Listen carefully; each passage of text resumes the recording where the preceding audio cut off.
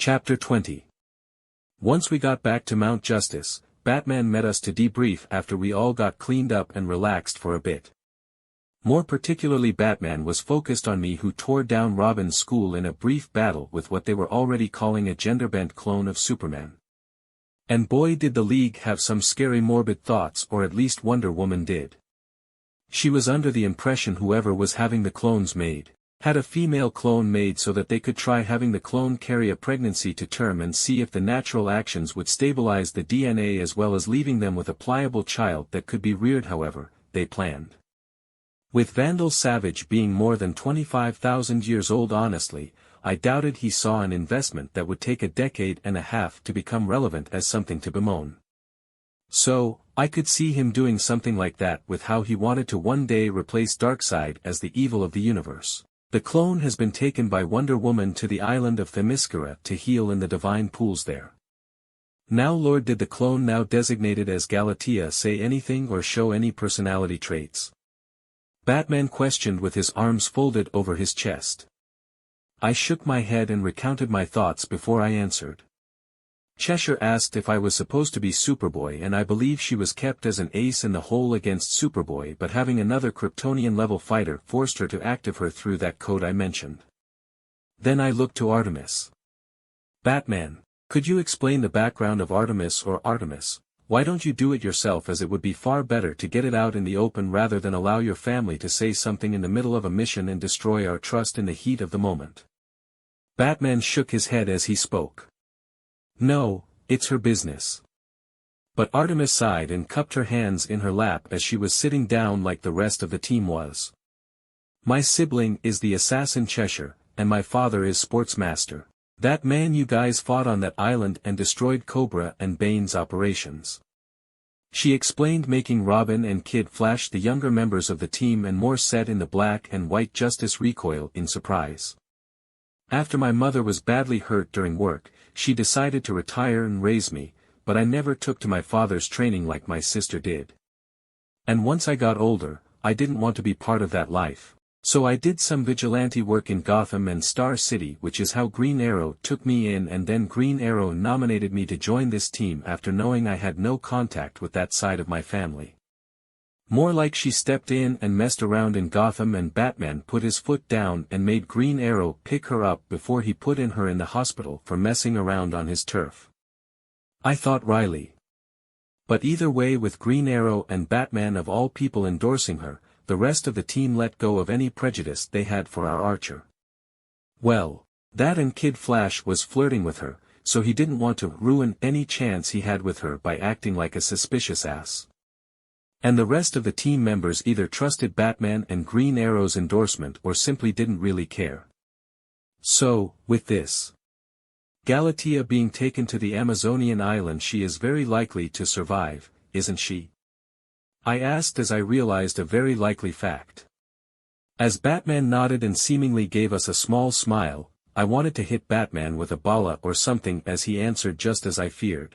Galatea was supposedly blessed and claimed by the goddess Artemis when Wonder Woman took custody, so it's likely just as Superboy was added to the team to give him direction and the training he needed to more thoroughly protect himself. She will likely be added to the team should she desire to leave the island to be Wonder Woman's protégé. Our Artemis, and very much not the Greek goddess, weakly raised her hand as she asked Batman. Should I change my name? Batman's exposed mouth twitched as he hid his thoughts before he slowly answered unsurely. I am not sure.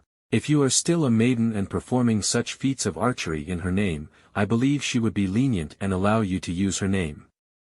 But should that change, things outside our control could happen to you. In other words, if the actual Artemis curses or ruins your life, there's Jack the League will do for you.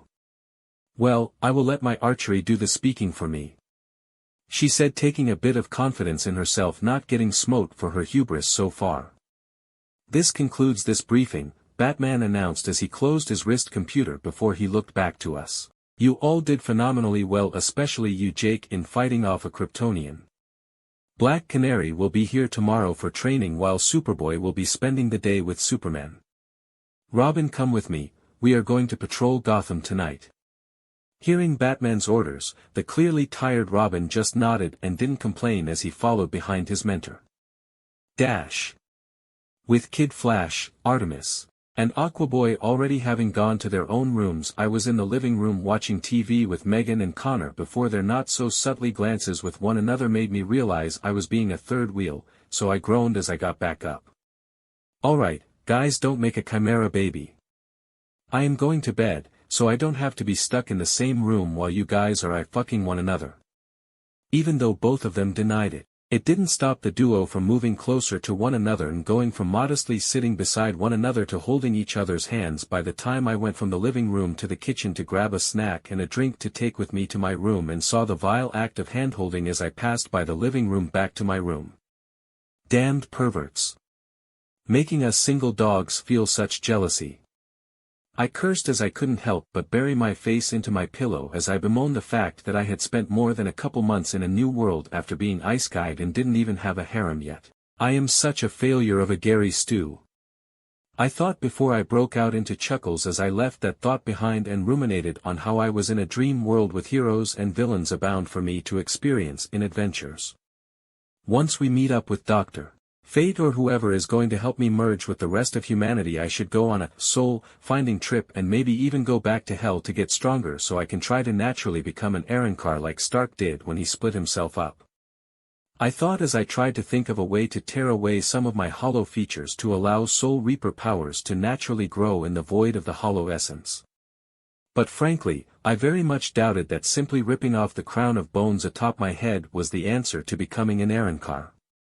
Thus, the thought of taking on a training trip even to hell or another of DC's much less civilized subdimensions so that I could revel in my hollow nature and grow by feasting on the souls of my prey. The next day Black Canary met me in the afternoon as everyone else was taken by their mentor for further training. "Well, Lord, looks like it's just me and you.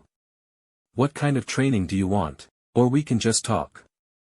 She offered, and I could see how she became the League's therapist with how she was able to put people at ease, especially the prickly people on the League who wouldn't at all want to share their feelings.